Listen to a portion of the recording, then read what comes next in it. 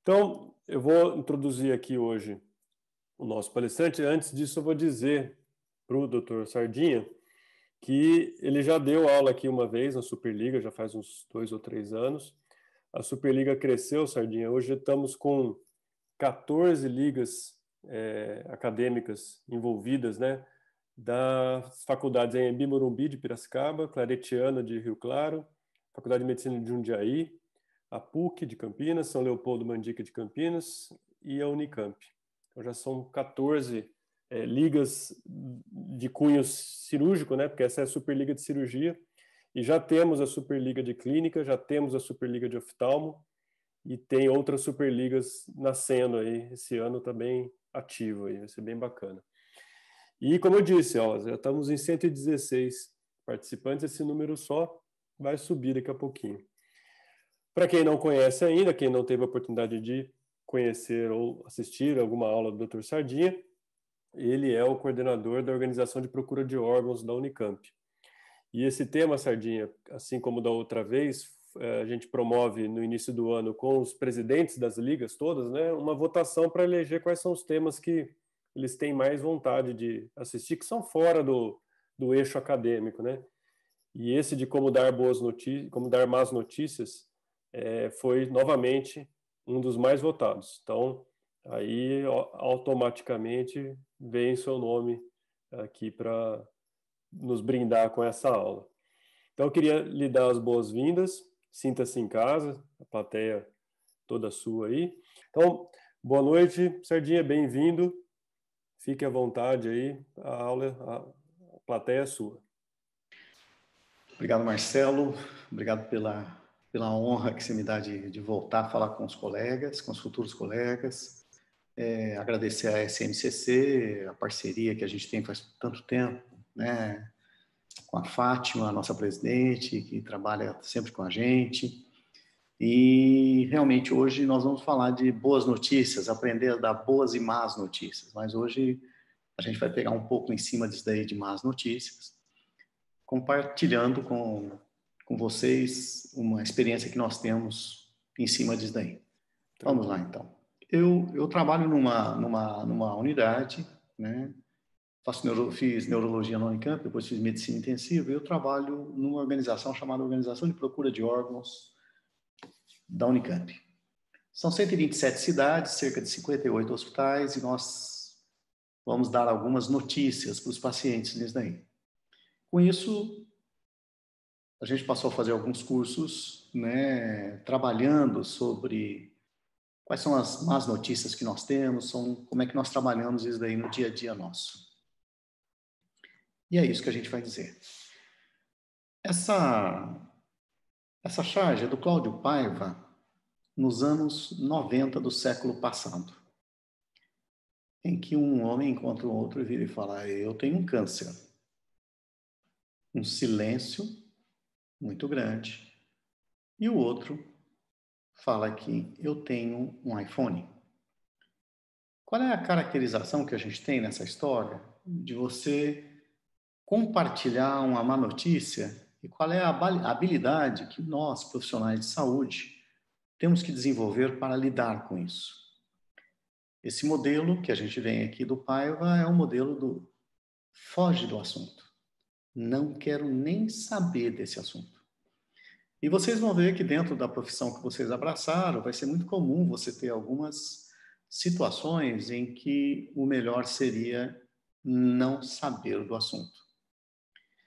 Primeiro que é uma tarefa muito difícil, né, no exercício da prática médica. E é importante a gente falar isso daí para vocês, porque conforme as mudanças no campo médico, social, cultural vão aparecendo, vão mudando, as situações de más notícias também vão. Não é um quadro de uma informação de um diagnóstico. Ela declara, assim, abre de uma maneira muito direta a relação médico-paciente que se estabelece e qual é o modelo de comunicação que você vai ter entre elas. Como é que eu chego ao outro para falar com ele da melhor maneira possível? Como eu vou desenvolver isso daí para eu trabalhar? Existe uma caracterização de que comunicação e comunhão são palavras que andam juntas, têm a mesma origem. É uma ideia de união, de ligação e principalmente de compartilhamento. A comunicação é a capacidade de trocar ou discutir a ideia, de dialogar com vista ao bom entendimento. Isso é fundamental porque nós estamos vivendo uma situação em que a comunicação não é uma proposta de diálogo, é muito mais uma proposta de convencimento. E o que a gente vai ter que travar com o nosso paciente é um diálogo, para que ele possa ter um bom entendimento do que está ocorrendo e sair satisfeito frente àquilo ali. E esse comunicar é você estar em contato com ele. Se unir a ele, para que você possa criar um caminho junto e compartilhado, em comunhão, em união e compartilhamento. Parece um tanto simples, e de que tudo que a gente faz é simples. Não é. A caracterização que a gente tem tem a sua simbologia linguística, né? Por quê? Porque junto com isso tudo vai as emoções dos momentos, sentimentos e principalmente os valores que aquela pessoa tem, os valores que você tem. E cada um de nós tem uma experiência que vem durante toda a nossa vida, tá certo? E isso vai aparecer naquele momento em que eu for conversar com essa pessoa sobre qualquer assunto. E esse qualquer assunto, não obrigatoriamente é a morte ou não, mas é uma má notícia que eu vou dar. E essa vai englobar a emoção que eu estou, o sentimento que eu estou e o valor que eu tenho com relação àquilo que eu vou dizer. E principalmente, quem vai falar com o paciente tem que se despir de todos os preconceitos ou os valores que ele considera para ir conversar com o outro que tem valores diferentes do teu. E o que é uma má notícia? Né? Essa é uma caracterização que é assim, é informação que envolva alguma coisa que vai mudar em um sentido negativo. Hoje em dia, as situações são muito drásticas, né? As coisas são muito rápidas e possivelmente vai alterar a tua dinâmica familiar e afeta a tua capacidade de pensamento, emocional, espiritual e comportamental. Há um trabalho muito antigo de um russo que ele dizia, Luria foi o primeiro neurologista que fez uma descrição das áreas de comportamento do sistema nervoso central. Com isso, ele começou descrevendo as partes de sensações e acabou criando todo um mapa de córtex subcortical, córtex motor, córtex sensitivo do ser humano. Mas o que é uma má notícia? Possivelmente a má notícia, a primeira má notícia que nós temos é quando crianças, a mãe fala, não, isso não. Ou alguém nos impede de fazer aquilo que nós desejamos. Quando nós somos impedidos de fazer aquilo que nós desejamos, nós saímos do modelo infantil, em que tudo vem para você, para um modelo de compartilhar algumas coisas. Isso é fundamental, porque a perspectiva que o paciente tem quando vem falar com você é dele, em cima dos valores que ele tem. E a notícia que você vai dar para ele, possivelmente, não vai ser a que ele quer ouvir. Então, é uma informação que ocorre numa mudança drástica no futuro daquela pessoa, altera a dinâmica familiar e altera a capacidade cognitiva, emocional, espiritual e comportamental do indivíduo. Porque ele se sente, de alguma maneira, sem condições de resolver aquilo ali. E é isso que nós vamos compartilhar. Quais são as estratégias, quais são as habilidades que nós temos que ter para falar sobre isso. O que pode interferir nessa má notícia? Primeira coisa, o nível de informação da família e o nível de informação do profissional médico. A satisfação ou a insatisfação pelos cuidados médicos do seu ente querido. Qual é a esperança que eu tinha? E o ajustamento psicológico que eles estão para enfrentar aquela notícia. Há uma frase bem antiga do Freud que fala que o luto se inicia no momento da ausência. E a ausência não necessariamente é prolongada.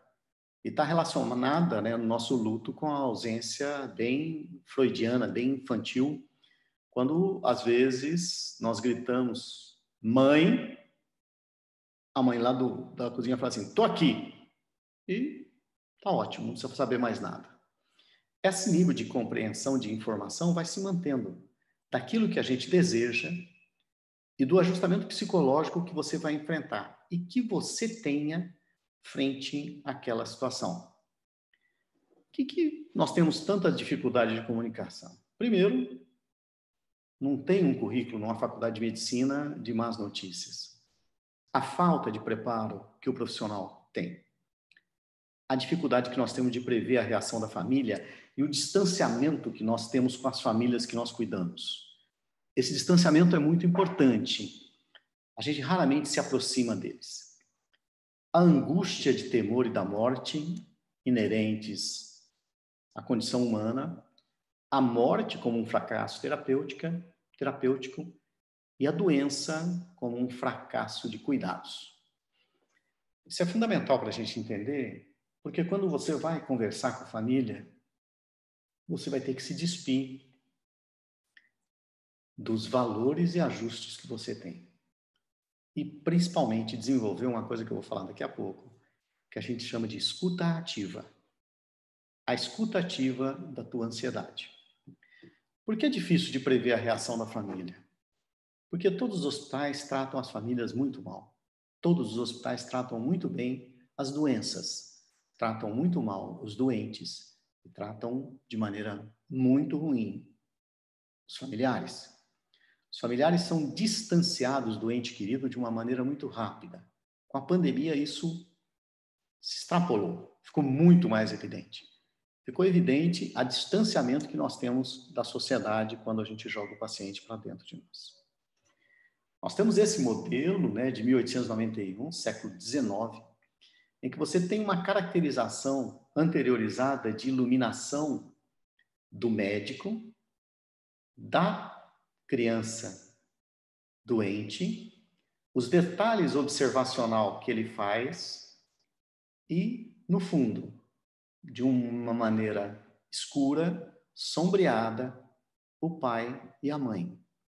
Ela numa sensação já de desespero e ele numa tentativa de amparo com a mãe, a mão, olhando ao médico e vendo qual é a reação que ele vai ter. Essa caracterização é muito importante, pessoal, é muito importante, porque mostra as diferenças que a gente vai ter. Esse médico do século XIX, próximo, e esse médico desesperado no século XXI, em que você tem um paciente isolado, uma tecnologia de ponta que, apesar de aumentar a vigilância sobre os pacientes, não foi capaz de mudar de maneira drástica a mortalidade frente às patologias que ele enfrenta. Nós melhoramos muito, mas não é um fator de diminuição de mortalidade e morbidade. Nós aumentamos o tempo de vida da sociedade, mas possivelmente não aumentamos tudo aquilo que nós desejamos. Essa diferença vai ser brutal para a gente saber se situar frente a uma sociedade que mudou e frente a uma atuação médica que vai mudar ainda mais. A morte seria, inicialmente, dentro da medicina, um inimigo satânico, né? Aonde que a gente vai fazer? O que ocorre, né, com essa caracterização, e o corpo do morto vira uma situação muito pesada para todos nós. Nós não sabemos direito o que fazer. Porque quando você está doente, tá certo? O tratamento que você propõe é o melhor de todos. E quando você perde o ente querido, ou falece o ente querido, você fica numa perda total dentro do hospital que você trabalha. A morte, dentro da caracterização teológica judaico-cristã, que é a que nós vivemos no mundo ocidental, ela tem simbolicamente conteúdos muito negativos. Responsabilidade da família no cuidado, tempo que a família cuidou, se cuidou bem, se não cuidou, a punição, a culpa de todos nós. Puxa, eu fiquei pouco tempo com ele, puxa, ele ficou doente, eu não tive tempo de ficar com ele. Então, esse modelo de perda que a gente tem, teologicamente, ele é junto, quer dizer, ele vem junto como uma forma de punição e culpa. Isso é muito ruim. E é isso, pessoal, que o profissional médico, médica, vai enfrentar. É isso que ele vai colocar. É isso que ele vai falar para a família. É diante dessa situação que a gente vai sentar e conversar com eles. Explicar para eles o que está ocorrendo. E isso não necessariamente está relacionado à morte. Vocês vão ver que vocês vão fazer diagnósticos na vida de doenças degenerativas, de doenças que não têm tratamento fundamentado. Ah, mas o diabetes é uma doença que tem tratamento. O diabetes tem controle. A hipertensão tem controle. Mas raramente você consegue tratar totalmente de um paciente parar de usar. Existem vários modelos que você vai ter. E tem aquela doença que a gente chama envelhecer. Vocês vão ver pacientes durante 20 anos nos seus consultórios, 30 anos nos seus consultórios. Vocês vão envelhecer com eles. Isso vai ser muito importante na caracterização de cuidados que vocês vão ter. Hoje, o modelo hospitalar que nós temos é um modelo romano. E o modelo romano foi uma sacada que os romanos tiveram de que era mais fácil recuperar o soldado ferido do que treinar um outro soldado. E isso vem com uma linguagem, um modelo bem militarizado. Tá certo? Então, os textos são esses, né, que a gente lê. A morte é um inimigo a ser combatido. O tratamento é uma luta a ser travada. A doação é uma boa opção. Características imperativas mesmo, né? O tratamento é uma luta a ser travada ou é um cuidado a ser disponibilizado? A morte é um inimigo a ser combatido ou ela é a morte é uma situação irreversível que deve ser respeitada? Isso é fundamental para a gente ter, porque nós vamos falar para vocês da parte ética que ocorreu entre o século XVIII, XIX e o século XX e XXI. Né? Essas mudanças são importantes. Por quê?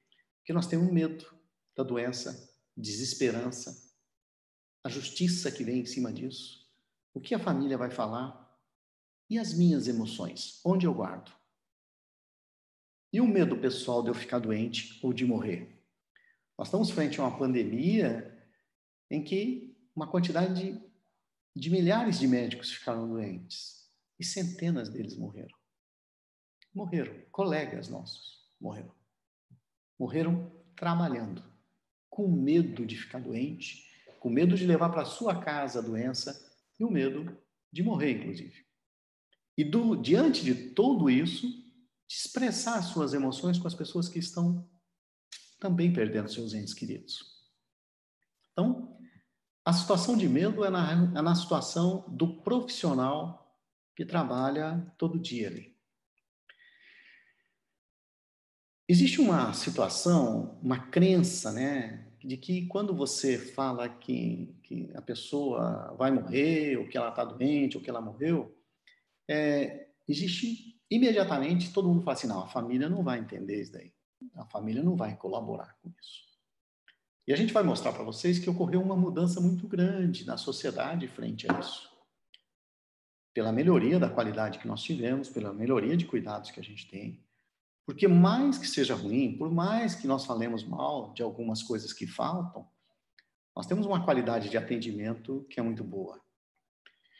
E existe isso que a gente está descobrindo que eu estou falando assim, já existia, mas ficava muito oculto dentro da sociedade, em que a gente descrevia que é assim, entre verdades e mentiras, o silêncio, que começa na escola hipocrática. A escola hipocrática falava que você não deve revelar nada sobre a condição do paciente atual nem futura, porque iria piorar. O paciente iria piorar se ele soubesse da realidade que ele está vivendo, tá certo?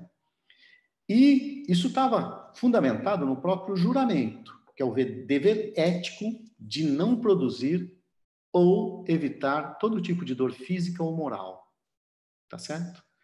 Com isso, diante desse dever ético, existiu uma tentativa de reduzir as informações para a família e para o doente. Esse modelo, apesar de que a gente está falando de Hipócrates, anos antes de Cristo, ele perdura durante toda a linha romana, né? E a linha teológica ocidental, que é o modelo de ficar em silêncio. Então, as famílias pedem, né, para que a gente não fale. No final do século XIX, por exemplo, o Código de Ética americano incentivava a ocultação da verdade ao paciente, no seu artigo 3º, esqueci de colocar.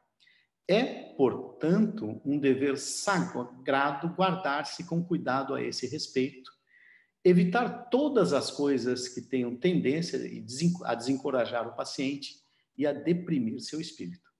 Então, olha só como é que é uma alteração importante isso daí, em que o código de ética, o código de postura do médico está relacionado com o silêncio, de não dizer isso.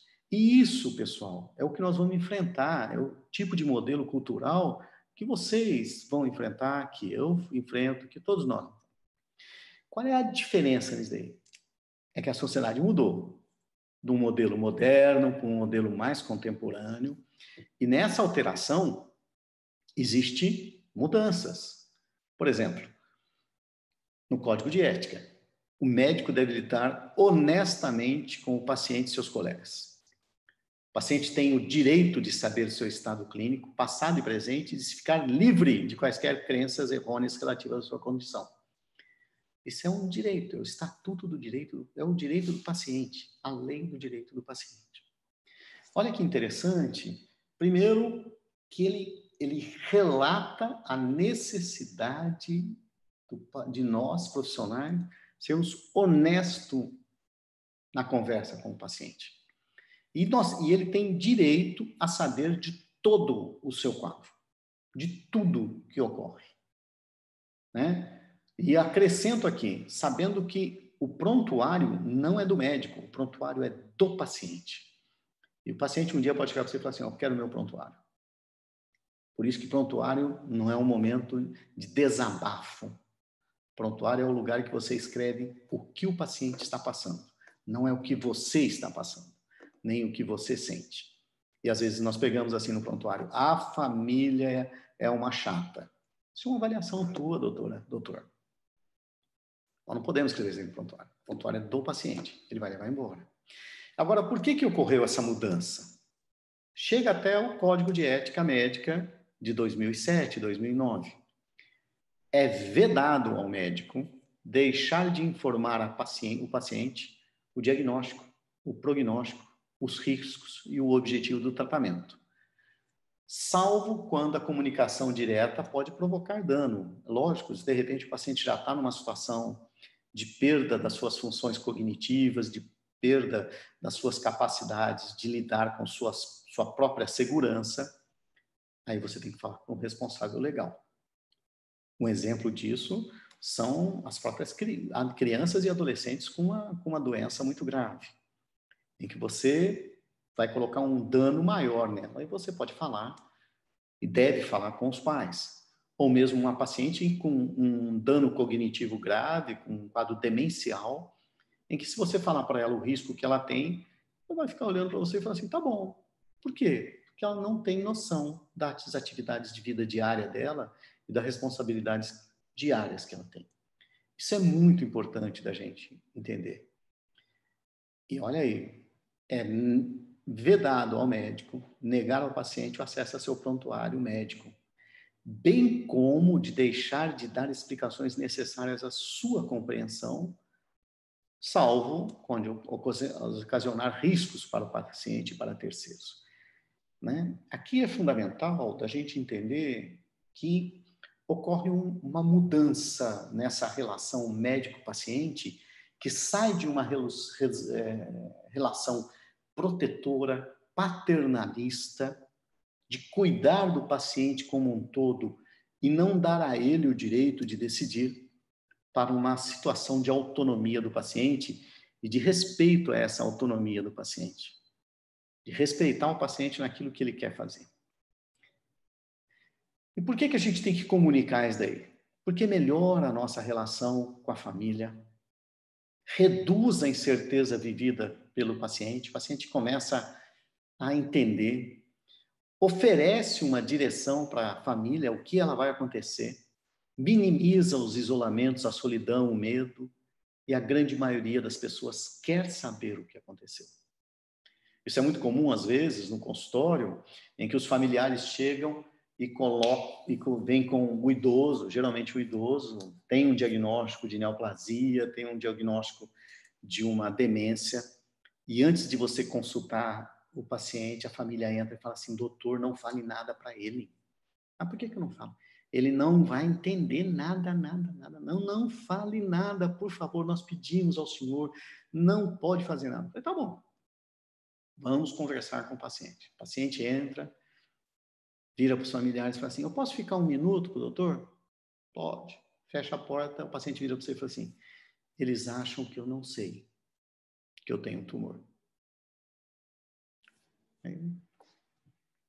A mentira é algo que não faz parte da atividade médica. Não faz parte da atividade do ser humano. Muito menos do médico. Muito menos de quem cuida dos outros. A transparência e a honestidade, que a gente chama de respeito, transparência e honestidade.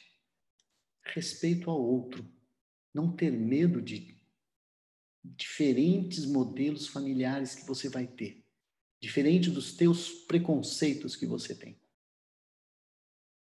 Você vai e respeitá-los. A honestidade, não deixar em nenhum momento de dizer nada, tem que ser transparente naquilo que você está fazendo. Tá certo? E honesto em tudo isso, que não tem como fazer diferente.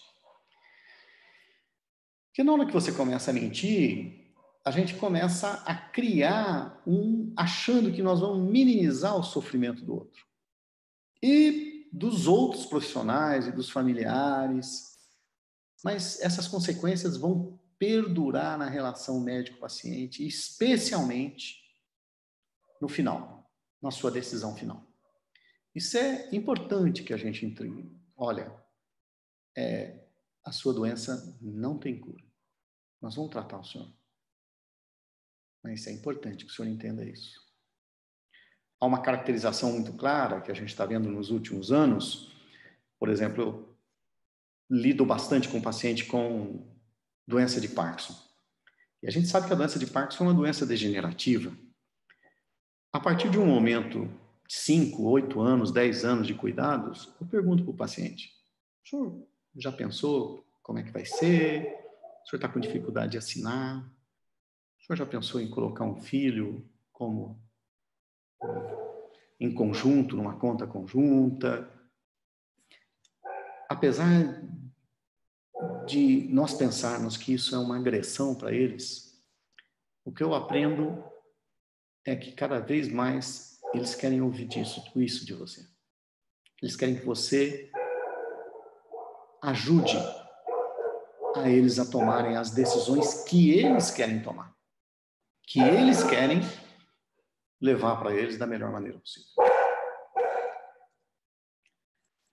Então, a questão não consiste em saber se convém ou não falar a verdade. mas da maneira que a gente vai falar. Como compartilhar com ele tal conhecimento? Como permitir-lhe que nos diga o que sabe, que compartilhe conosco o que ele sente? Isso é uma caracterização de um quadro que a gente chama de relação de ajuda, que eu vou falar um pouco mais depois. Qual é a habilidade que eu tenho que desenvolver para eu conversar com ele de uma maneira extremamente correta, extremamente honesta, respeitando, empática, me pondo no lugar do outro. E aí eu acrescento a alteridade. Alteridade é se ver com os olhos do outro. Como é que eu me vejo? Como é que o paciente me vê? Se eu estivesse na posição do paciente, com os olhos do paciente, como é que ela veria o Sardinha? Como é que ela veria o Dr. Marcelo? Qual é a distância? Porque a medicina tem uma caracterização já um pouco elevada, como se nós tivéssemos uma relação muito acima dos outros. Nós não temos, nós somos iguais. Existe uma frase muito antiga que fala assim: mestre, como devemos tratar os outros? E ele responde: não existem outros. Porque não existem outros mesmos. Nós somos os outros. E os outros somos nós. Essa conspiração do silêncio que a gente faz, que ocorre muito nas famílias, é assim: ele acha que eu não sei, ele acha que eu não estou sabendo, ele não está sabendo, e o paciente vira para você e fala assim: ele acha que eu não estou sabendo, que eu estou ruim. E leva um paciente a um isolamento, a um esquecimento dentro da família. Na hora que ele chega, todo mundo muda a conversa. Oh, que bacana que o senhor está aqui, pai. Que bacana que o senhor está aqui. Que bom vê-lo. Ele sai e fala: nossa, o que nós vamos fazer quando ele tiver dor? Na hora que ele volta: o senhor quer alguma coisa? Quer uma água? Tal. Ele tem que participar disso. Nós temos que dar dele o direito de participar. Porque nós saímos da posição de que a gente desiste, resolve tudo. Para isso existe uma habilidade chamada protocolo Spikes, desenvolvido principalmente no Canadá e na Austrália, e foi implantado por esses dois psicólogos, Buckman e Bale, principalmente em pacientes com neoplasia de mama, tentando mostrar uma sequência da gente preparar essa entrevista. O que é preparar a entrevista? Saber tudo da doença. Se preparar, entrar preparado para a entrevista. Tentar descobrir o que o paciente sabe. O que o senhor está sabendo disso que a gente está tratando do senhor? Ou então você está numa UTI, o paciente, o ente querido está internado, e você chega para a família e fala assim: o que vocês sabem do seu Comercindo? Ah, nós sabemos que ele está bem, tal. Ah, nós sabemos que ele está mal. Olha, o médico ontem falou que pouca esperança. Não, o médico falou que é muita esperança. O outro falou que é só um milagre. Como a gente acredita em milagre, nós estamos orando bastante. Tal. Nós temos que identificar o que a família quer saber. E a maioria das vezes a família quer saber tudo. E nós temos que oferecer essa informação à família e ao paciente. Quando eu coloco aqui a família, porque eu estou imaginando o paciente fora disso, o paciente numa unidade de terapia intensiva, numa unidade coronariana, em uma outra situação em que ele não tem condições de falar sobre o que ele quer. E, principalmente, a gente tem que entender as reações da família. Mais uma vez, pessoal, não julgando em nenhum momento as reações da família. Por exemplo, a gente escuta muito, né, no local que a gente trabalha, assim: a família não vai entender o que ele tem. Doutor, você tem certeza disso? Que ele não vai entender? Ou nós não estamos tendo uma habilidade para falar? Será que nós temos uma habilidade de conseguir trazer essa família para o nosso lado?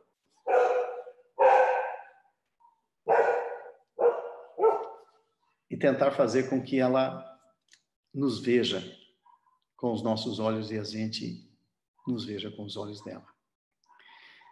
Porque junto com tudo isso, nós vamos ter que fazer um plano de diagnóstico, que a gente chama de plano de diagnóstico do paciente.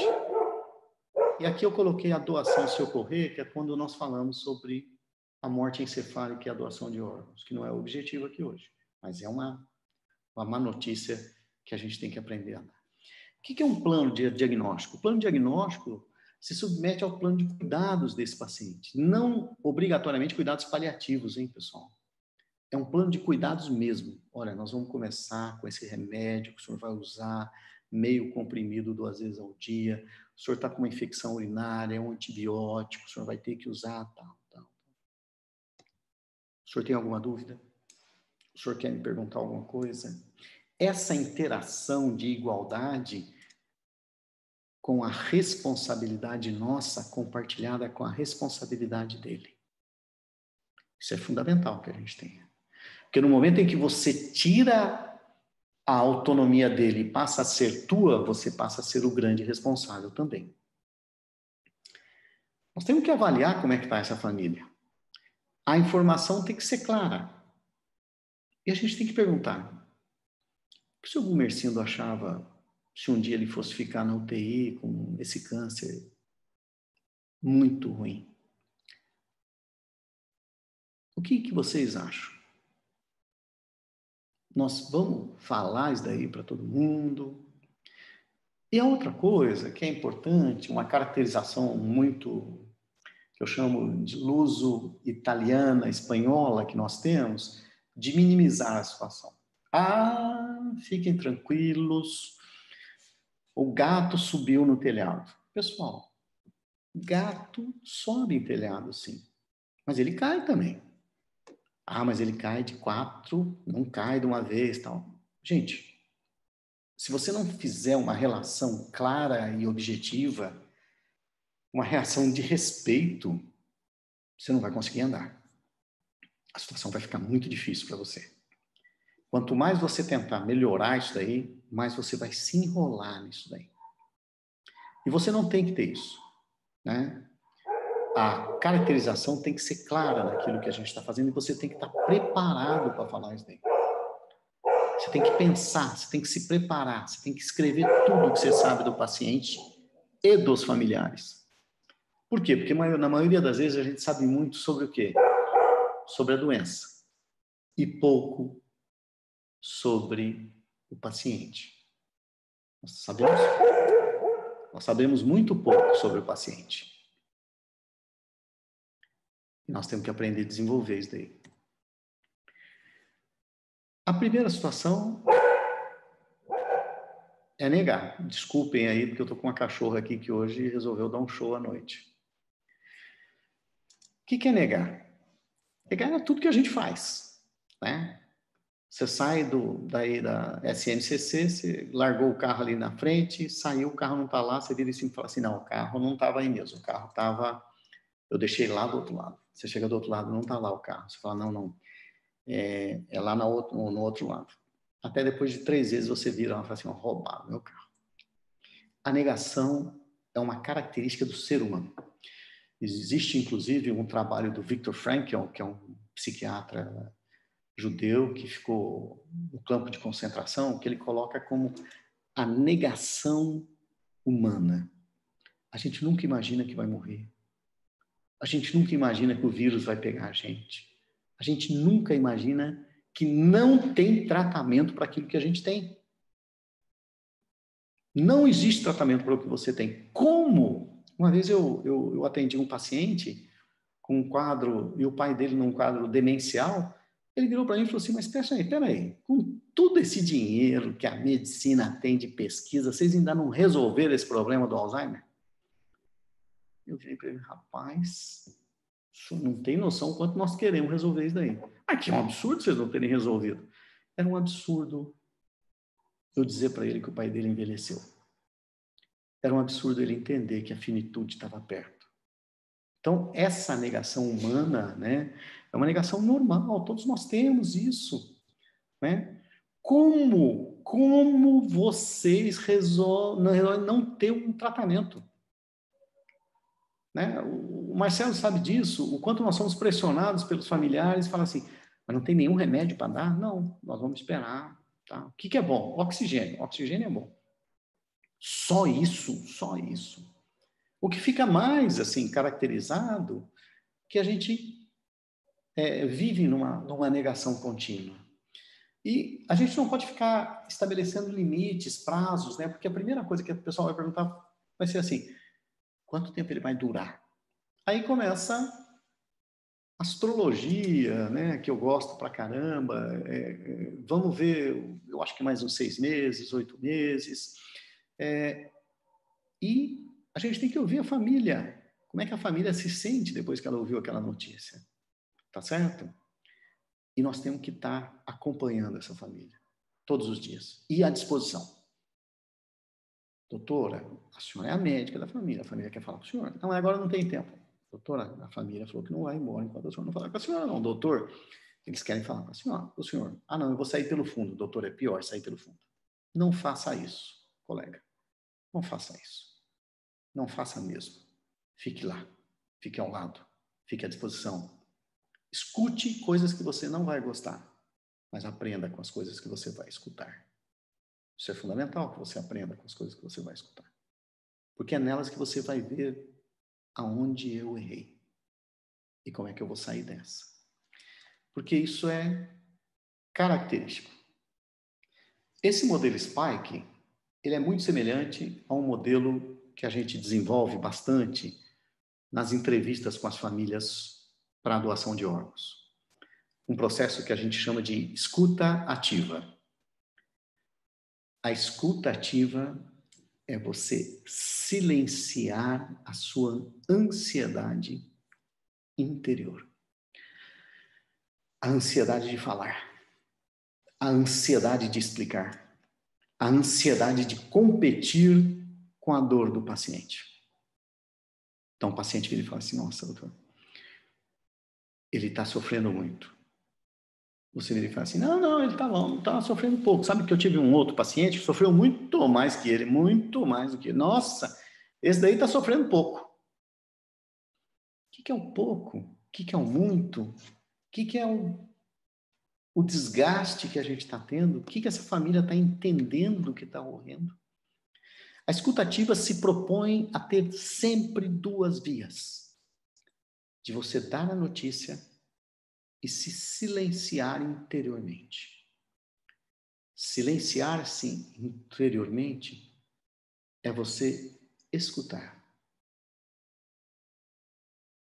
Há um mês atrás eu fiz uma entrevista que a família virou para mim assim e falou assim, eu acho que meu filho foi muito maltratado aqui. Eu falei assim, senhora, a senhora tem todo o direito de discordar do tratamento feito no seu filho. Existem medidas legais para isso, existe uma ouvidoria, mas infelizmente a notícia que eu tenho que te dar é que infelizmente ele morreu. Eu penso em processar o hospital. A pausa do tempo, esperando que se ela complementasse. E eu silenciando a minha ansiedade de dar uma resposta para ela, de tentar arrumar. Porque uma coisa que a gente tem que entender é que não é só nosso verbo que nos comunica. A nossa postura, os nossos gestos, o tom de voz, a proximidade, o contato físico, que não obrigatoriamente precisa existir, mas a proximidade sim. O tom de voz que não seja gritos. Olha, infelizmente, eu começo assim, ou eu chego e falo assim, bom dia. Eu vou dar uma má notícia e começo com um bom dia? Ou o ideal não seria assim, olá, meu nome é Luiz Antônio, eu trabalho aqui na UTI e eu estou aqui com a minha colega Rafaela, médica, que nós vamos falar com vocês sobre a situação do seu Gumercindo. O seu Gumercindo sofreu um acidente no dia 8, vocês se lembram, no acidente que ele estava de bicicleta, foi atropelado. Infelizmente, foi um quadro bem grave, uma lesão cerebral muito extensa. Ele foi operado no dia 8, nós cuidamos dele até o dia 10, dia 11, repetimos a tomografia da cabeça, a lesão era muito grande, muito grande. Vocês se lembram disso? Não? Olha, eu abro para eles mandarem para mim o que eles sabem sobre a informação. Ele fez uma infecção muito grave e há 2 dias nós notamos que ele não respondia a mais nada. Ah, sim, a gente lembra. Vocês se lembram que a gente tirou todos os remédios para ele acordar. E, infelizmente, depois de 2 dias ele não acordou. Nós chamamos 2 médicos diferentes, fizemos todos os exames e nós constatamos que ele está morto. Infelizmente, ele morreu.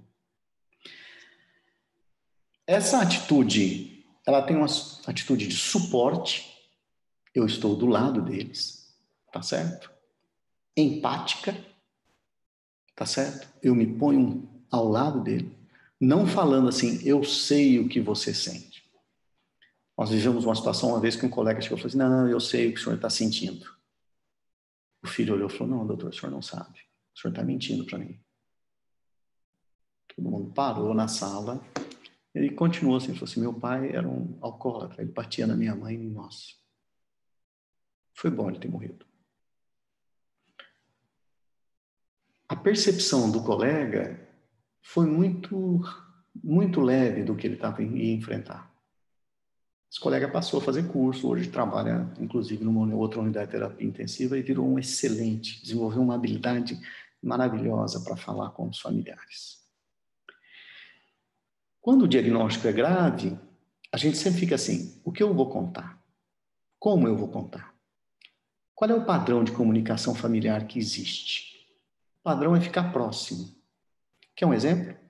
Há alguns anos atrás, numa cidade do interior, uma cidade muito pequena no interior, uma criança que morava na zona rural foi picada de um escorpião.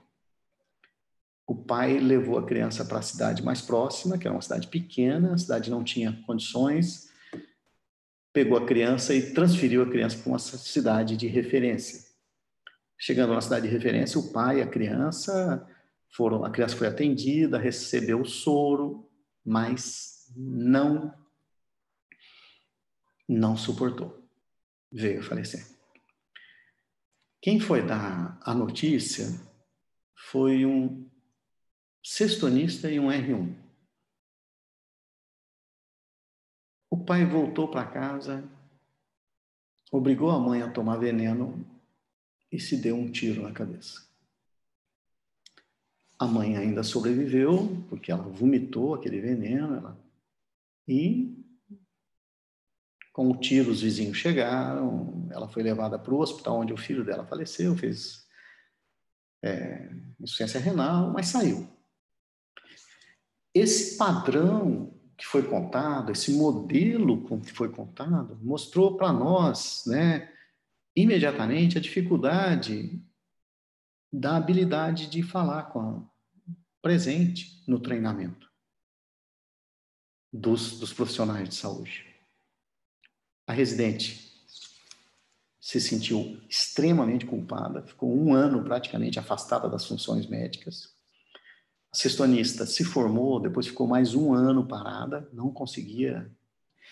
Então, a repercussão, pessoal, quando nós não temos uma honestidade, uma transparência no que a gente vai contar, tem uma repercussão muito grande em cima do profissional de saúde. Imenso, imenso. Ele não fica bem, ele não fica tranquilo. Porque quando a gente acha que está diminuindo a dor, a gente diminui o outro. Todos nós temos capacidade de enfrentar a dor e temos a resiliência de aceitar as coisas.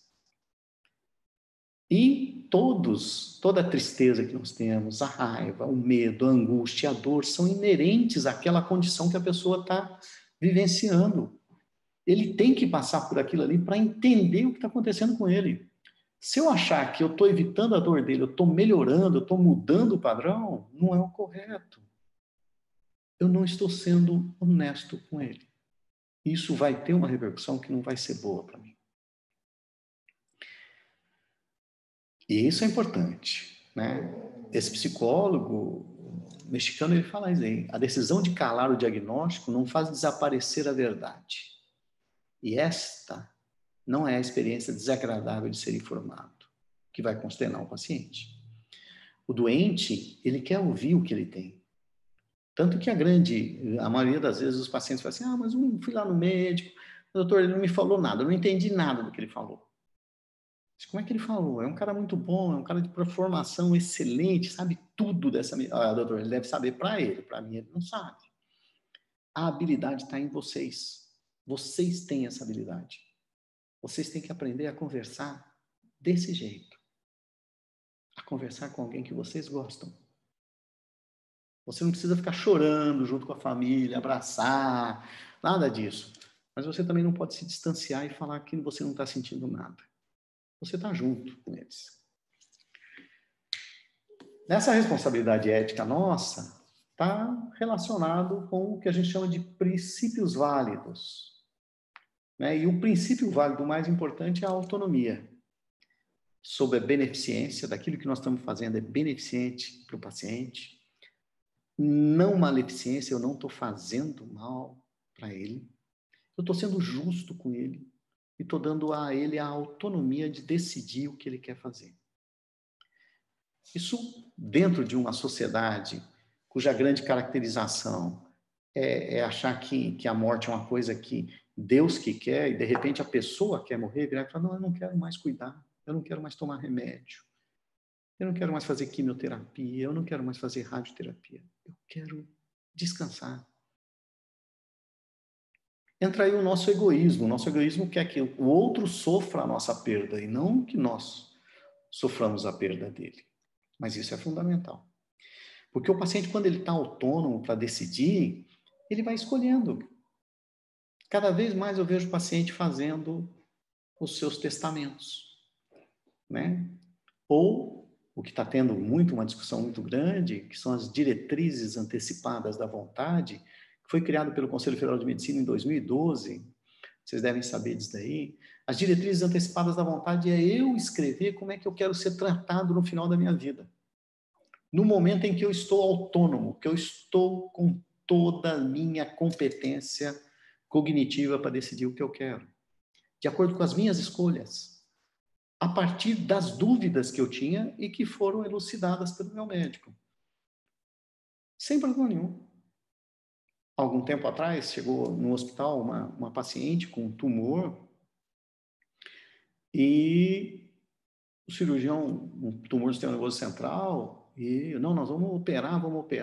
A família estava lá, falou, não, vamos operar. De repente apareceu o namorado dela com o papel das diretrizes antecipadas da vontade dela, em que ela descrevia que ela não queria ser operada, porque ela não queria novamente passar pela quimioterapia que ela passou, e que ela queria ficar em paz, de falecer com dignidade. Confesso para vocês que isso foi umas 10h30, 11 horas da noite, ligaram aqui em casa para que eu discutisse se valeria a pena, se isso tinha validade. Tinha validade, estava inclusive registrado em cartório e registrado no prontuário do médico que cuidava dela, que nós entramos em contato com ele à noite. Ele falou, não, ela passou no meu consultório sexta-feira e falou que não queria mais fazer isso, está escrito no prontuário dela. Então, essa relação médico-paciente mostra a fortaleza de uma relação honesta, clara, sem nenhuma dúvida daquilo que você está fazendo. Esse respeito à autonomia do paciente é importante, porque é a maior responsabilidade que você vai ter, e é o maior investimento que você tem que ter na relação médico-paciente. Hoje, numa relação médico-paciente que sempre foi muito boa com um casal de pacientes bem idosos, eles me falaram que não iriam tomar a vacina. E eu virei para eles com a maior sinceridade, falei assim, olha, vocês têm até agosto para tomar a vacina. Se vocês não tomarem vacina até agosto, vocês não precisam mais continuar trabalhando comigo, vocês podem trabalhar com outro.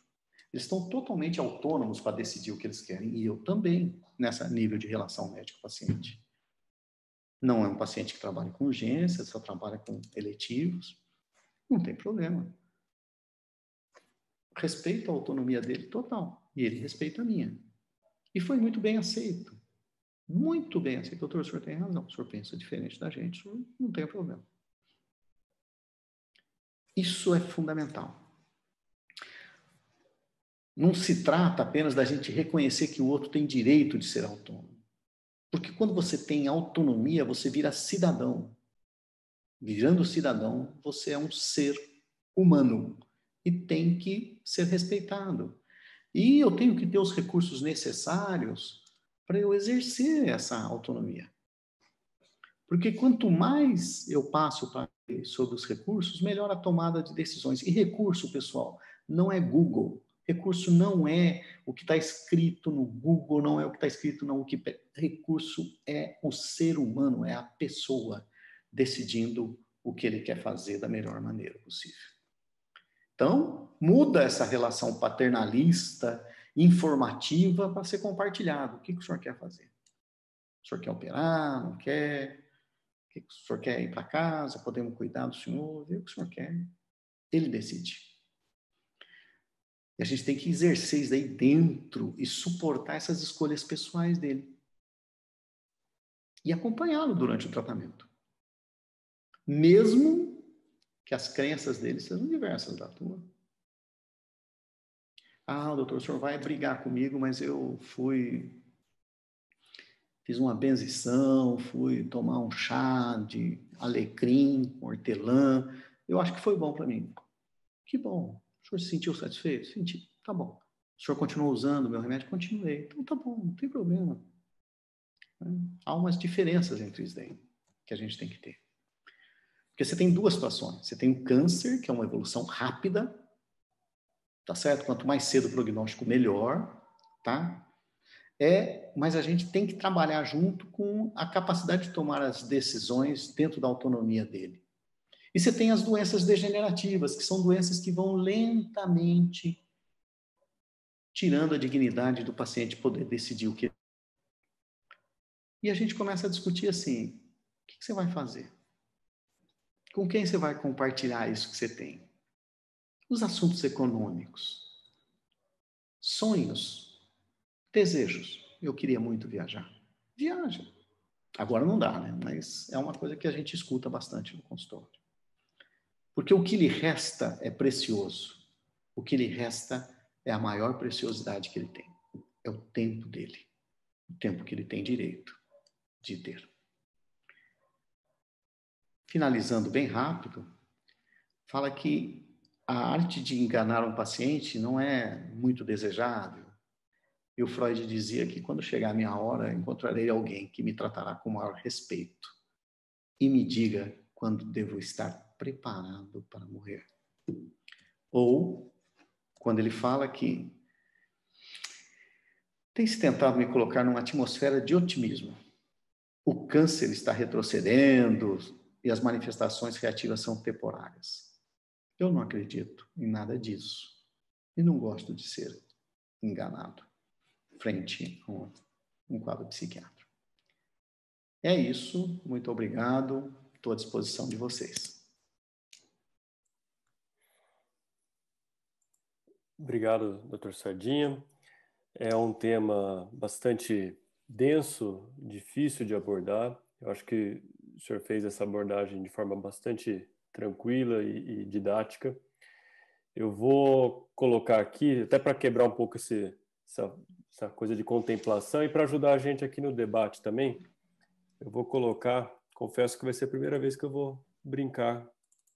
As instruções é a seguinte, vocês acessem www.mente.com, pode ser no celular, no computador, insira esse código aqui, tá? Ou fotografa aqui esse QR Code, vou dar só um minutinho aqui, e eu vou fazer umas perguntinhas para vocês, para a gente entender, assim, principalmente o Dr. Sardinha, o público que a gente está aqui hoje, que eu te falei, Sardinha, bateu em 130 e tantas pessoas, tá bom?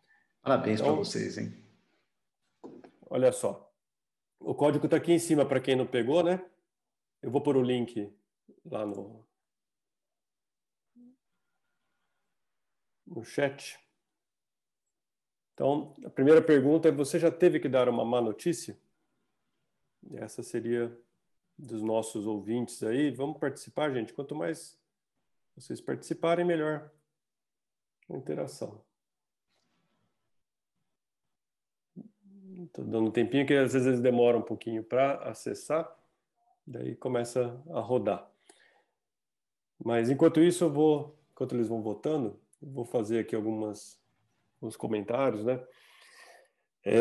A gente vive algumas situações de más notícias e isso acaba sendo quase como um aprendizado de uma técnica, né? Acho que o Dr. Sardinha aqui colocou para a gente em algumas situações, aqui alguns momentos, a técnica sendo aplicada, né? Como ele faria, né? Numa situação como foi a do acidente do seu comercindo, né? Como é uma situação de você comunicar uma morte encefálica e tal. E isso tem uma variação até mesmo de local, né? Uma coisa é você dar uma má notícia no seu consultório, o paciente teve um diagnóstico. Outra coisa é você dar uma má notícia num hospital, às vezes no pronto-socorro, após uma cirurgia de urgência, você é o plantonista, né? Quando você é o plantonista, quando está numa situação de pronto-socorro, a família, o paciente não te escolheu como médico naquele momento. Ele chegou lá numa emergência e você era quem estava ali à disposição. Mas às vezes você não teve uma relação anterior com essa família ou com esse paciente. Já no consultório, foi você quem quem o paciente escolheu. Então, você já tem assim um envolvimento mais direto.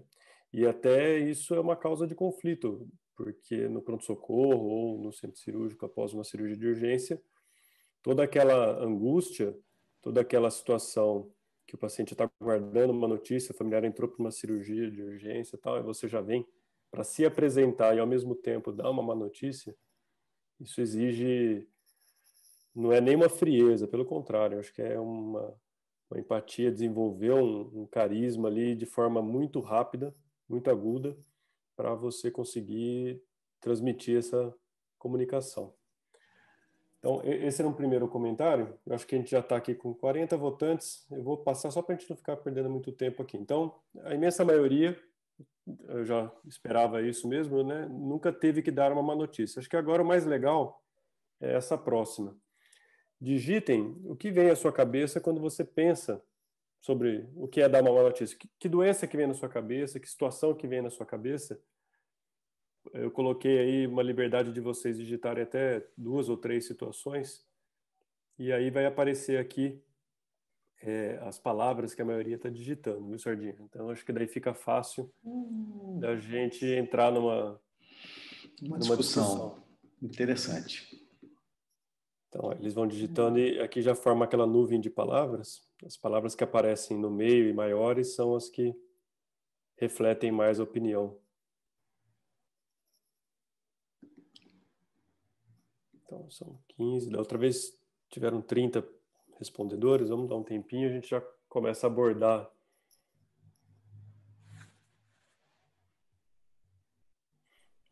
Você vê que morte, eu esperava mesmo a morte no centro, né? Não sei se vamos reverter. Agora, para minha surpresa, está certo que tem o câncer escrito com circunflexo e o câncer escrito sem circunflexo. Sem circunflexo. Acabou não ficando junto, né? Mas são as duas coisas que a gente pensa. Mas se você for ver, tem doenças degenerativas, né? Sim, compaixão, né? Tem um negócio interessante que você fala na palavra e você fala no cuidado da palavra, né? Então você fala de medo, mas você coloca empatia. Você fala de choro e fala de responsabilidade, né? Da angústia do profissional e a angústia do paciente, a insegurança, será que eu estou preparado para fazer isso daí? E a responsabilidade. Essa dualidade, né, Marcelo, a gente vive o dia todo, o tempo todo, né? Tanto que hoje a grande discussão mais filosófica mesmo é que essa dualidade do bem, do mal, do certo, do errado, né, já não tem uma caracterização, porque isso daí tem uma caracterização punitiva. Então, hoje ficaria muito melhor a gente trabalhar assim, ó, qual seria o mais prudente? que eu faça nesse momento? Qual seria o melhor local para eu falar para meus familiares? Você sabe disso, trabalhou com a gente, né? Que eu já dei notícia no pronto-socorro no pé da cama. Eu não quero fazer isso nunca mais na minha vida. A família merece um respeito de ter um lugar para conversar com ele, né? Isso daí é fundamental da gente entender.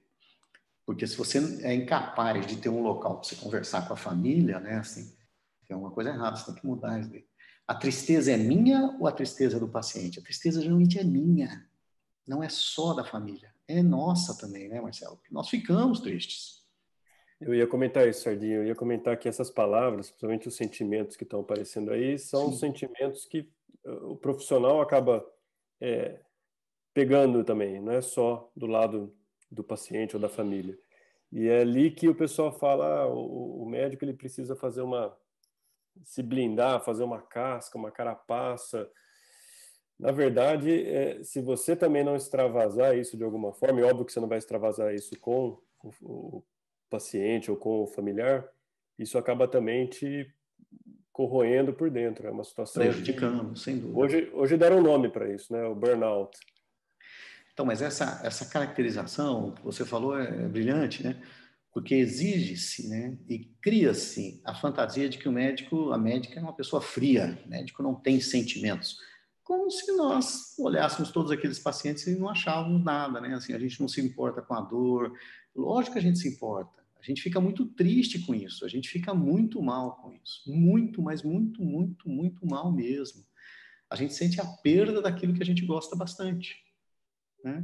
Então, quando você vira para mim assim, falou aí, né, assim, os sentimentos se misturam, é lógico, né? Assim, tem uma frase muito antiga que fala assim: o caminhar até o falar é o peso do que eu sinto. Né? Aquele corredor, né, Marcelo? Parece que não acaba, né? Mas Esses é dias um eu vi corredor. Oi, desculpa, pode concluir. é o corredor que não acaba. Parece que ele vai ficando longe, a família está lá longe, você vai andando, parece que está ficando longe, né? Mas não, ela está presente, está ali para conversar com a gente sobre isso daí, né? Sobre os anseios que ela tem e as dificuldades que ela tem. Né? Isso é E eu fundamental. sinto que você usou a imagem do corredor, eu acho que é uma boa metáfora aqui. Eu sinto que esse caminhar até a família, desde o caminhar físico, você chegar e abordar a família, até o caminhar na conversa, né? Isso faz parte dessa tática, entre aspas, né? Dessa situação em que você, de alguma forma, está dando a informação, você está preparando a família e se preparando, porque enquanto você está fazendo esse caminhar, você não chegou ainda naquela notícia final, a família já está te devolvendo um feedback, nem que seja com o rosto, com a postura, Com a às vezes com a postura. fala, né?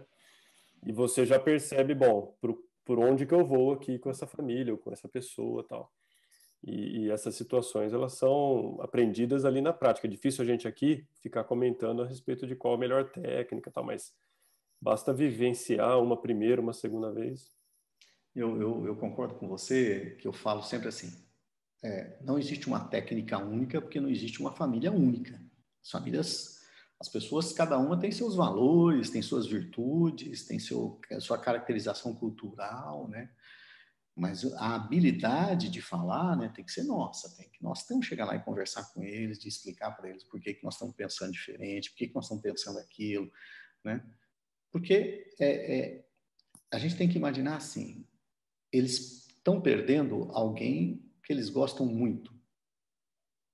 E eu estou perdendo alguém que eu cuido muito, que eu cuidei todas as maneiras que eu pude fazer, né? Ainda mais vocês cirurgiões, né?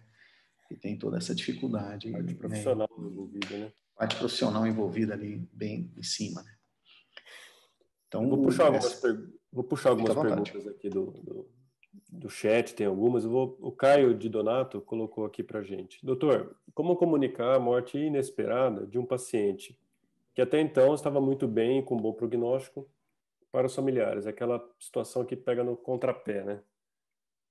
Vou fazer uma similar de um paciente que nós tivemos num hospital das clínicas, um jovem com trauma.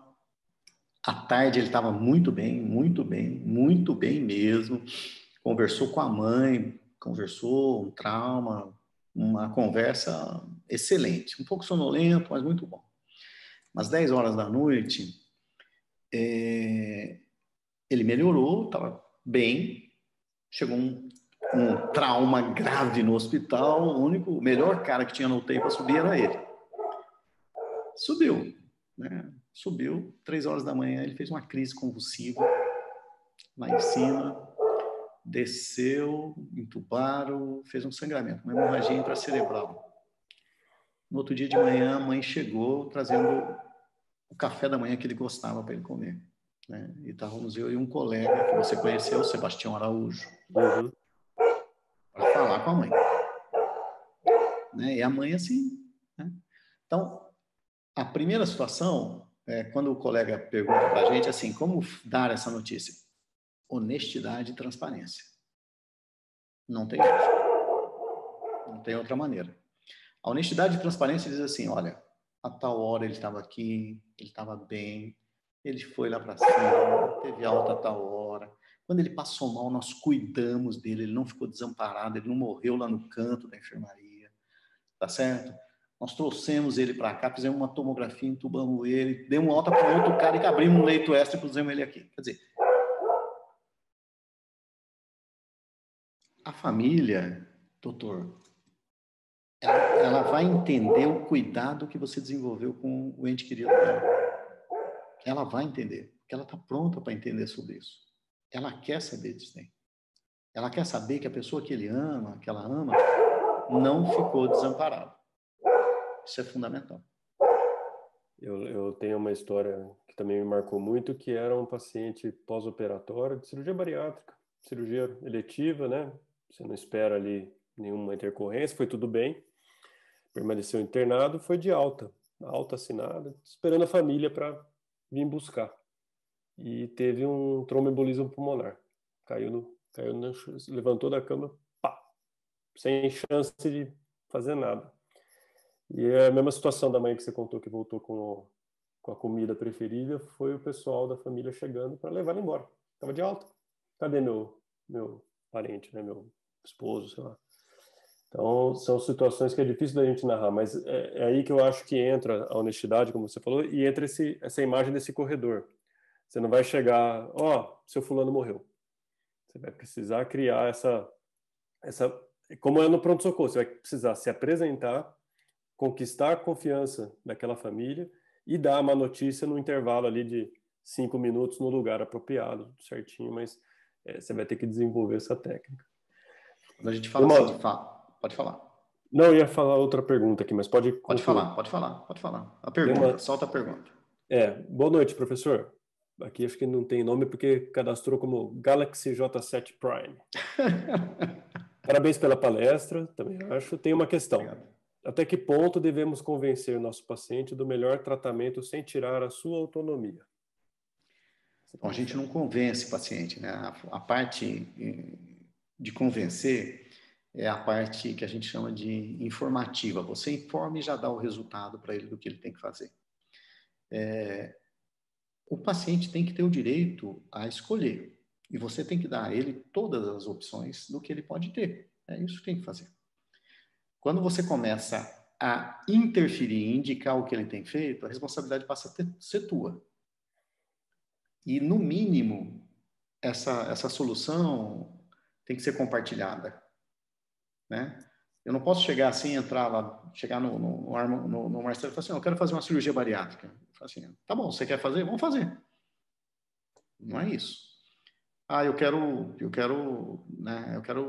arrumar o nariz que está torto. Olha, não adianta. Já tem muito, tá com 60 anos, agora não vai mudar nada. Porque a autonomia não pode ser caracterizada para eu fazer um ato de maleficência ao paciente, de fazer o mal a ele. Nós temos que fazer tudo o que nós fazemos para beneficência do paciente. É o primeiro mandamento, né? Não fazer o mal antes de fazer. Exatamente. Né? Primo non nocere, né? Primeiro, não vai fazer alguma coisa ruim nele. Essa é a primeira coisa. Né? Assim, se a gente lembrar disso daí, a gente melhora a nossa relação, os nossos atos médicos em 80% a 90% tranquilamente no dia a dia do que a gente faz. Então, O senhor quer fazer o quê? Eu quero tomar suco de laranja. Tá bom, o senhor acha que o suco de laranja é melhor? Onde é que o senhor ouviu isso daí? Quem falou isso daí para o senhor? Ah, eu quero tomar. Então, fala o seguinte, o senhor continua tomando suco de laranja, não tem problema, mas o senhor pode continuar tratando comigo do mesmo jeito, desse tumor que o senhor tem, não tem impedimento do senhor continuar. Não, eu não quero fazer quimioterapia porque eu não posso tomar uma cervejinha no domingo. De jeito nenhum, o senhor vai fazer na segunda, no domingo, o senhor vai poder fazer tomar sua cerveja. Nós temos que respeitar que a maioria das vezes o que a gente acha é que nós sabemos tudo o que é melhor do paciente. Nós não sabemos. Doutor, nós não sabemos. Quem sabe é o paciente. Você contou da família que até achou bom do pai falecer, né? Obviamente, minimizando, contando uma história um pouco mais leve, é aquela situação de você chamar o acompanhante. Eu vivo isso lá na endoscopia, né? Você chama o acompanhante, o paciente está desacordado. E aí, antigamente, o senhor é pai? O senhor é filho? O senhor é... E cada furada que a gente dá, né? Então, eu já aprendi, né? É a história de você experimentar. Então, o senhor é 3 pontinhos, ou nem pergunta, porque era mãe que eu chamei era esposa que eu chamei de mãe, filha que eu chamei de... Ixi, porque os modelos familiares que a gente tem, né, Marcelo, acabaram, né? O modelo familiar de pai, filho, mãe, né? Pai, mãe, filha, filho, isso não existe hoje, né? Os modelos familiares são caracterizados, e daí, inclusive, está na Constituição, né, de 88 e está no Código Penal de 2002, né? O modelo familiar não existe. O modelo familiar é caracterizado por um núcleo de amor e de cuidados. O que é isso? Amizade. Amizade é um núcleo familiar. Né? É um núcleo familiar que a gente tem também. Né? Se a gente viver junto com os amigos, é isso aí que você vai ter, né? Não tem dúvida desse quadro. Pessoal, se o Rogério, se estiver aí, Rogério, quiser falar também, fica à vontade, mas eu vou, enquanto o Rogério está abrindo aí, eu vou só... Agora chegou aqui no chat, eu até já dei um toque lá, eu estava esperando essa notícia, essa pergunta, né, sobre a morte encefálica. E aí, o doutor Sardinha, como vocês sabem, além de neurologista, é coordenador da organização de procura de órgão. E aí, era a pergunta que eu ia fazer para você já, Sardinha. Como transformar uma má notícia numa boa notícia? Porque quando você vai abordar uma família sobre uma doação de órgãos, na verdade, a sua missão ali é transformar uma má notícia numa boa notícia. Então, fala um pouquinho sobre isso que eles estão perguntando aqui. Olha, eu vou dar uma notícia. A opção de doação é da família. Ah, mas depende do modo com que você dá a notícia, ele vai ser doador? A notícia, a entrevista familiar, Marcelo, é o aspecto mais difícil de todo o processo de diagnóstico de morte encefálica. Porque a entrevista familiar, no momento de você dar a notícia da morte encefálica, o primeiro desafio é um modelo de morte que você está falando. Nós temos uma caracterização, né, ocidental, que o centro da vida é o coração. Então, a negação que a família te passa é uma negação relacionada àquilo que ela acredita. Ela vem e fala assim, doutor, mas ele está com o coração batendo? Tá. Doutor, mas ele está urinando? Tá. Doutor, ele está quentinho? Tá. Doutor, ele está até rosado, nem parece morto. Pronto, ela já entendeu que estava morto. Mas nem parece morto dentro das crenças que eu tenho. Mas não muda, pessoal. Como é que você faz para fazer uma entrevista, Sardinha? Preciso saber tudo do paciente. Quando ele internou, que cirurgia que ele fez, quem cuidou dele, quem operou, que hora que foi, quando ele foi para o centro cirúrgico, se ele teve infecção. Tem que saber tudo. Segundo, pergunta para o assistente social quem vem visitar o paciente. Só vem uma pessoa. Quem é? É a mãe dele. Ótimo, vamos conversar com a mãe dele. Terceiro, eu nunca faço uma entrevista sozinho. Eu faço uma entrevista sempre com alguém. Ah, mas não tem ninguém da enfermagem. Quem aí de técnica de enfermagem que tem? Tem, não tem ninguém, tem a fisioterapeuta. Pega a fisioterapeuta e põe com você. Segundo, anote no prontuário. Terceiro, anote no prontuário data, hora, local e quem está junto. Ah, Dona Francisca, a mãe, tá. E aí é importante você entender assim, a entrevista é com a família, a entrevista não é com a torcida do Corinthians. Não, eu sou vizinho, eu quero entrar. Eu sou cabeleireiro, eu quero entrar. Não, isso aqui eu que faço as unhas da dona, não, da dona Josefina, não. Eu vou falar com a família. E assim, desliga o celular, coloca 2 copos d'água com lenço de papel em cima, que as pessoas vão chorar e talvez você chore. E o modelo, Marcelo, é aquilo que eu falei, do Gumercindo, ou do Pedro. Eu vou te falar isso daí de uma entrevista que eu vivenciei. Para mim foi um show. Um colega que é brilhante nisso daí, falando do Pedro, que era um menino que sofreu um acidente de bicicleta, bateu a cabeça, foi operado. O Dr. Venâncio que operou ele melhorou, depois ele voltou a piorar, apareceu um sangramento do outro lado, e a avó olhando para baixo, olhando para baixo, olhando para baixo, a avó e a mãe e tal. E fizemos uma narrativa. O que é uma narrativa? É a caracterização das histórias de infância nossa. Era uma vez o Pedro que sofreu um acidente de bicicleta. A narrativa traz para nós uma relação de acolhimento, né? Um modelo de acolhimento. Quando terminou de que ele, infelizmente, ele morreu, e hoje nós falamos isso daí, a gente fala assim, olha, há 2 dias nós tiramos a sedação do paciente para fazer os testes para ver se ele estava morto.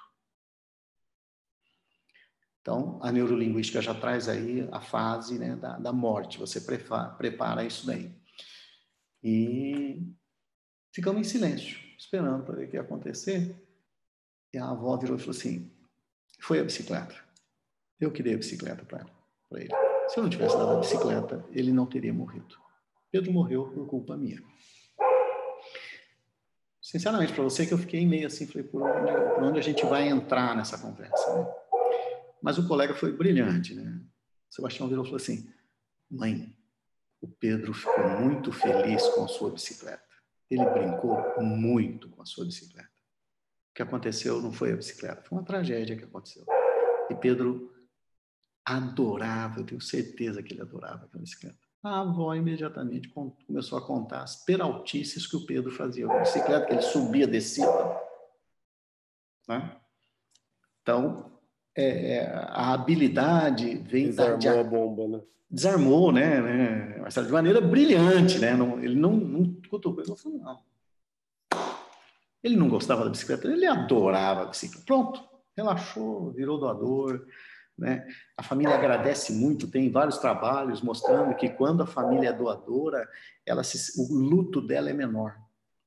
O luto dela é menor, né? E a caracterização que a gente escuta é assim, depois de 1 ano, às vezes até 2 anos, as pessoas ligam e falam assim, olha, eu sou o irmão do Vitor, pá. Eu queria saber o que aconteceu com quem recebeu os rins. Não, eles estão vivos. E quem recebeu o fígado também está vivo. Nossa, que beleza. E a córnea também. Nossa, que...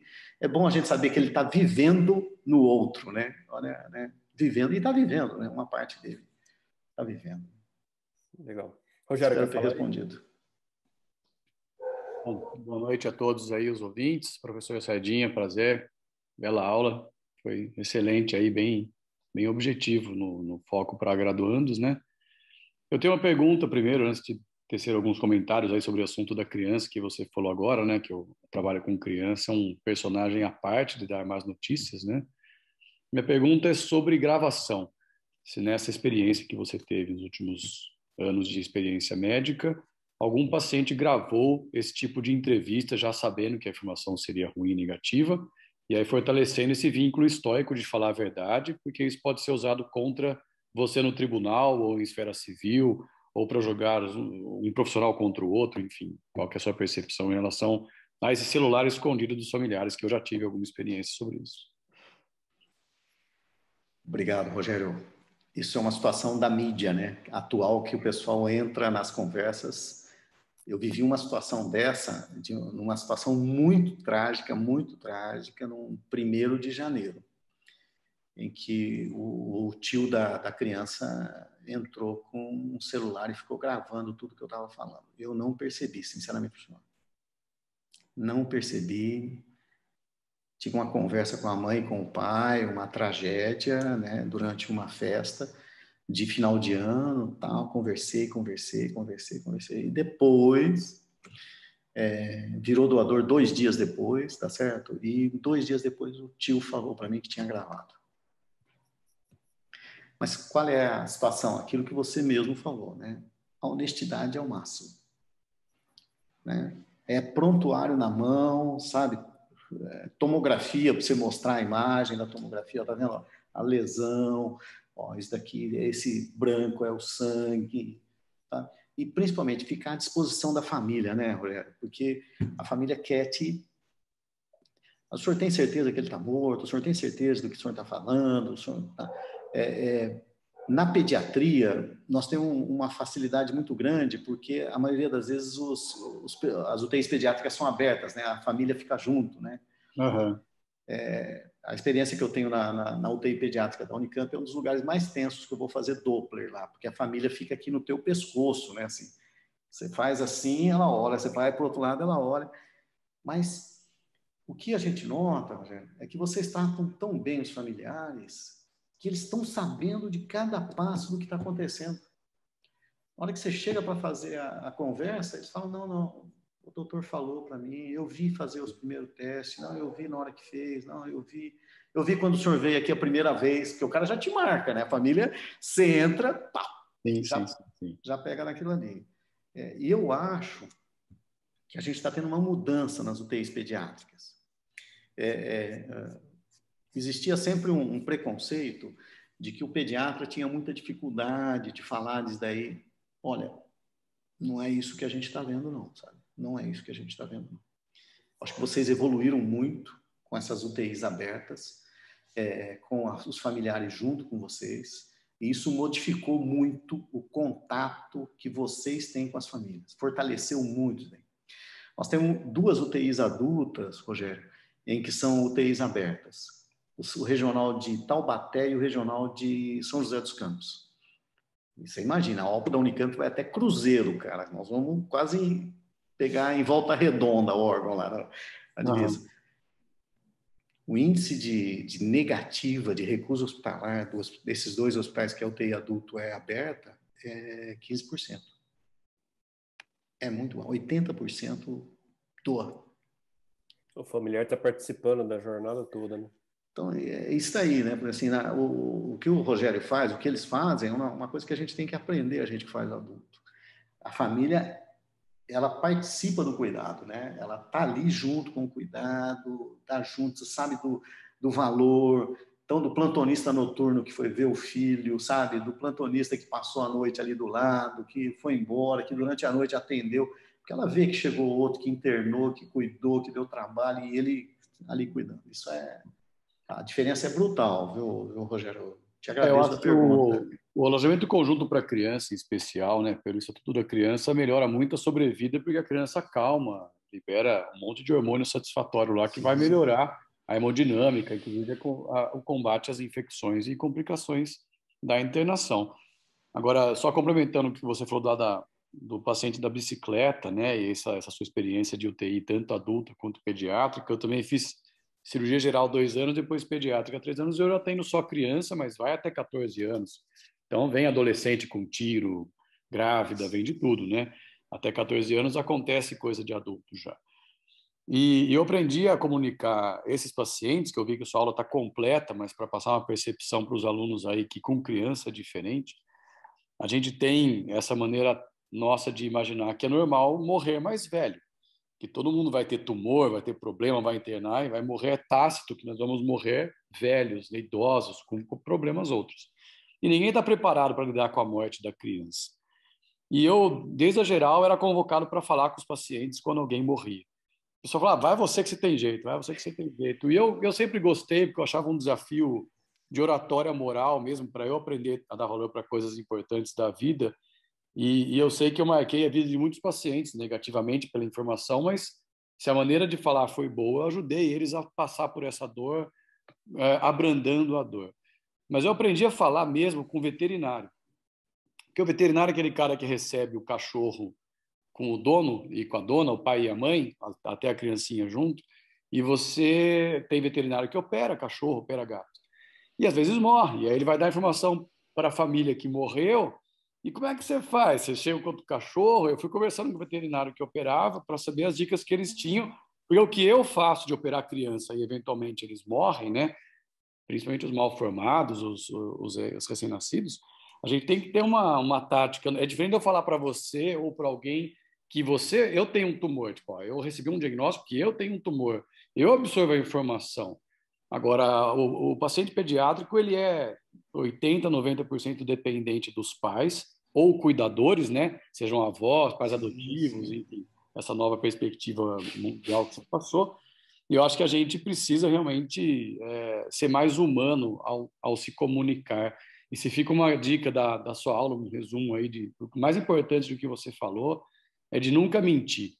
Acho que a gente tem que se colocar no lugar do outro, passar a informação realmente do que está acontecendo, mas se a gente for estoico com a palavra do estoicismo de falar a verdade, doa quem doer, mas sabendo que tem maneiras de comunicar, a gente vai realmente abrandar a dor e ser um ombro amigo, ao invés de só um orador de uma informação ruim.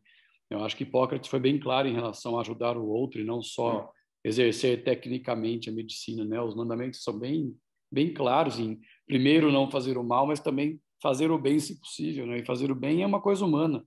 A gente está diante aí de 100 e poucos alunos que aprenderam muito com a sua experiência. Espero ter somado só essa visão pediátrica, que é um pouco diferente por causa dessa dificuldade de vermos crianças morrerem. Só queria dar uma complementação ao que você falou. A aula foi excelente, parabéns. Prazer em conhecer. E eu queria te agradecer, que eu acho que você levantou um ponto fundamental daquilo que eu falei do negacionismo humano, né, de que criança não morre. Sim. É assim. Como assim não morre? Não, assim, não. Como? Quantos anos tinha? 6 anos? Mas como morreu de 6 anos? Você fala assim, né? E morre, né? Morre. A gente nota, eu queria compartilhar rapidamente com você o seguinte, quando a gente começou na UTI, quando eu comecei na organização de procura de órgãos em 2008, o Marcelo deve lembrar, ele era aluno, a gente tinha 2, 3 diagnósticos de morte cefálica por ano de criança. Eu vou te falar uma coisa bem clara. O ano passado, nós tivemos, com a pandemia, 375 notificações.